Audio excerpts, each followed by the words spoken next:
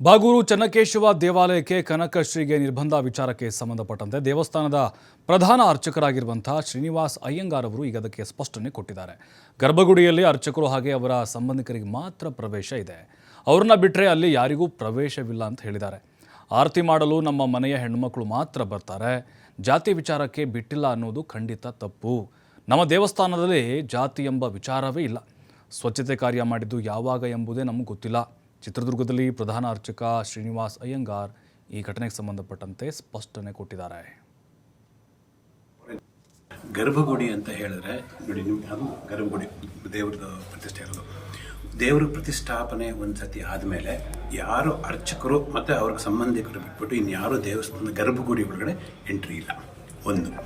ಎರಡನೇದು, ಇವರು ಗರ್ಭಗುಡಿ ಒಳಗಡೆ ನಾವು ಬರ್ತೀನಿ ಅಂತಲೂ ಹೇಳಿಲ್ಲ. ಪ್ರತಿಯೊಂದು 6 ವರ್ಷದಿಂದ ಹಿಡಿದು 5-6 ವರ್ಷದಿಂದ ಏನು ಆಗ್ತಾ ಇದೆ, ಆ ವರ್ಷದಲ್ಲಿ ಇಲ್ಲೇ ಬರ್ತಾರೆ, ಇಲ್ಲೇ ನಿಂತ್ಕೊಂಡು ಇಲ್ಲೇ ಮಾಡಿ ಪ್ರತಿ ವರ್ಷ ಹೆಂಗೆ ಆಗ್ತಾಯಿತ್ತೋ ಅದೇ ಥರ ಅವ್ರಿಗೆ ಮಾಡಿ ಕಳಿಸಿದ್ದೀವಿ.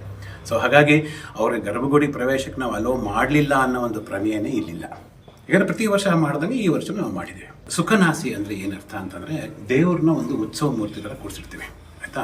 ಅಲ್ಲಿಗೆ ಯಾರು ಎಂಟ್ರಿ ಆಗ್ತಾರೆ ಅಂತ ಹೇಳಿದ್ರೆ, ಪಾಂಚರಾತ್ರ ಆಗಮ ಪ್ರಕಾರ ನಮ್ಮ ಇಲ್ಲ ಯಾರಾದರೂ ಒಂದು ಈ ಉತ್ಸವನ ಹಿಡಿಲಿಕ್ಕೆ ಬ್ರಾಹ್ಮಣರು ಅಥವಾ ನಮ್ಮ ಮನೆಗೆ ಸಂಬಂಧಪಟ್ಟವರು. ಯಾಕೆಂದರೆ ಈ ವಿಶೇಷ ಕಾಲದಲ್ಲಿ ಏನು ಮಾಡ್ತೀವಿ ಅಂತಂದರೆ, ನಾವು ಈ ಒಂದು ವಿಶೇಷ ಪೂಜೆ ಟೈಮಲ್ಲಿ ಏಕಾರತಿ, 3 ಆರತಿ, 5, 7, 9 ಆ ಥರದ್ದು ಒಂದು ಆರತಿಗಳನ್ನ ಮಾಡ್ತೀವಿ.